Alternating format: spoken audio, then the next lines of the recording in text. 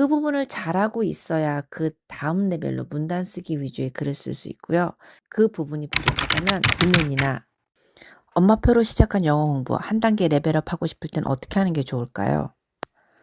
수업 목표는 쓰기.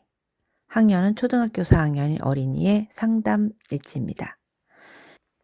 기존 학습 배경은 화상 영어를 기존에 2년 넘게 꾸준히 알고 있었고 학원을 다니지 않고 쓰기를 집에서 스스로 시중 교재를 써서 공부하고 있었습니다. 학부모님께서는 AI를 이용해서 첨삭을 하고 있었는데요. 아무래도 안 되겠어서 수업을 찾아보셨고 또한 인사이트 리딩 교재 시리즈를 병행하고 있는 중이었습니다. 첫 수업을 해보니까 실력이 엄마표로 아주 체계적으로 오랫동안 공부해온 것으로 짐작할 수 있었습니다. 그런데 어린이가 영어를 잘한다는 수준에서 완성도를 가져가기 위해서는 집에서 해결해 주는데 한계가 있습니다. 우리가 학교를 다니지 않고 어떻게 지적인 인간이 되겠어요.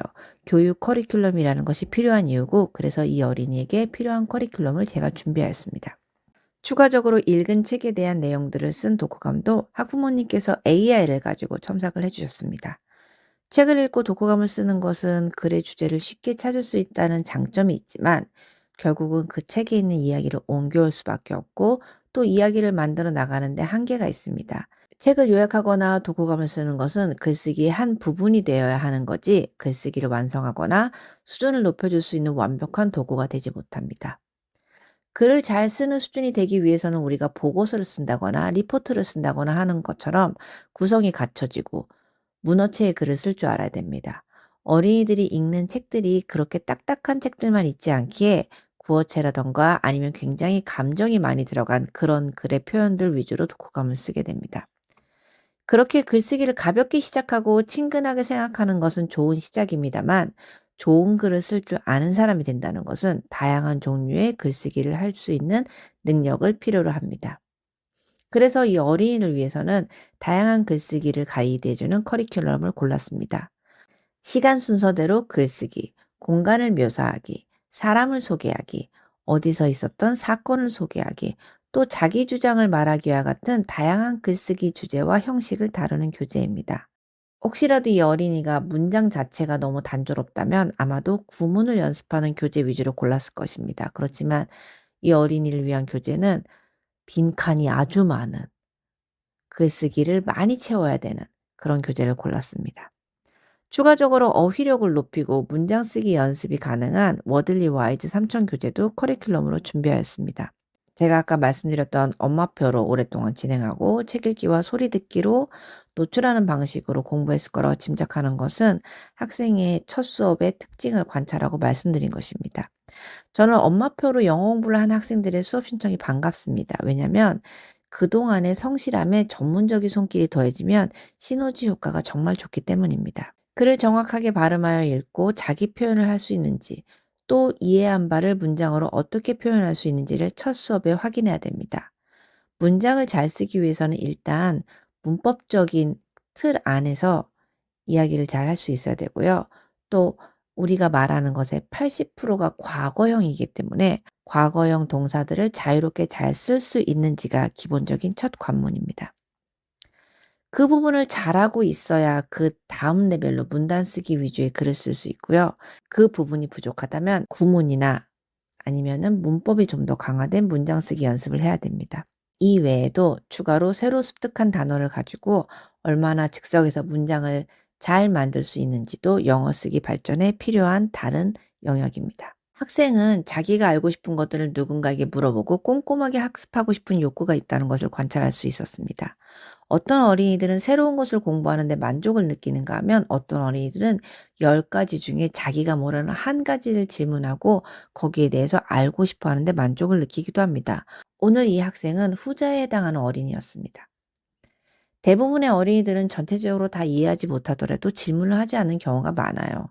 그럴 때는 선생님이 어린이가 이해하지 못하는 것은 이미 당연히 알고 있고요. 그래서 본문에 대한 질문을 하면서 어린이의 이해를 파악하고 또 부족한 부분을 이해할 수 있도록 도와줍니다. 모르는 것에 대한 욕구가 있는 후자의 어린이들은 본인이 좀 더 꼼꼼하게 질문을 합니다. 그리고 선생님이 설명해 준 것에 대해서 자기 머릿속에 정리된 게 맞는지 또 확인하는 질문을 하기도 합니다. 첫 수업에 대한 어린이의 소감은 선생님께서 잘 가르쳐 주시고 또 질문에 답을 잘해 주셔서 좋다고 했습니다. 어린이의 이런 대답을 보니 이 어린이는 완벽주의자 성향을 가지고 있구나 싶었습니다. 이런 경우는 책 수준을 많이 높이는 것보다는 이 어린이가 전반적으로 이해할 수 있는 부분에서 꼼꼼하게 진행할 수 있도록 수업을 설계하는 것이 어린이의 만족도를 높일 수 있는 커리큘럼 방식입니다. 학부모님께 말씀드릴 때 아이가 완벽주의자냐고 물어보는 것은 너무 직접적이고 오해할 수 있어서 조심스럽게 여쭤보았습니다.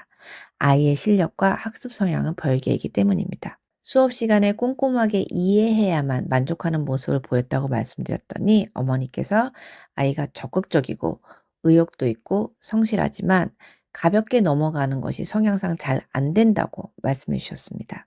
대화를 좋아하고 이야기를 만들어내는 것도 좋아하지만 완벽하게 하고 싶어 하는 성향이 있다 보니 기존 화상 수업을 할 때 잘 모르겠다는 말을 하기가 힘들어서 속상해한 경험도 있었다고 말했는데요. 그런 과정에서 아이가 본인이 스스로 이해가 될 때까지 해야 만족한다는 것을 확인할 수 있었습니다. 화상 영어는 1대1 수업입니다. 그렇기 때문에 1대1 수업의 장점을 최대한 활용하는 것이 좋지요. 평소에 답답한 것을 깊이 깊이 질문하고 이야기를 나누면서 해소할 수 있도록 진행하는 것이 이런 1대1 수업의 장점을 최대한 활용하는 방법입니다. 진도의 레벨을 높이고 빠르게 하는 것보다 알고 싶어 하는 부분을 상세히 설명해 주어야 아이의 학습 만족도도 높고 궁극적으로 발전에 도움이 된다고 안내 드렸더니 부모님께서 제가 너무 통찰력 있다고 대답을 해 주셨습니다. 학부모님께서는 크게 레벨을 높이거나 푸시하고 싶은 마음이 없다고 하셨지만 저는 사실 커리큘럼을 진행하면서 수업의 수준을 최대한 높이고 싶습니다. 수업 수준을 높이는 것이 교재 레벨을 높이는 것을 의미하는 것은 아닙니다. 어린이들이 항상 수업을 통해서 발전이 있기를 바랍니다. 아이가 가진 만큼의 잠재력을 올려주어야 시간이 지나갔을 때 스스로 만족감을 느끼거든요. 아이가 공부하는 방향과 속도가 모든 아이에게 같을 필요가 없기 때문에 정선생 영어 교실에서는 학생의 눈높이에 맞추어 학생의 성향에 맞추어 커리큘럼을 준비하고 있습니다.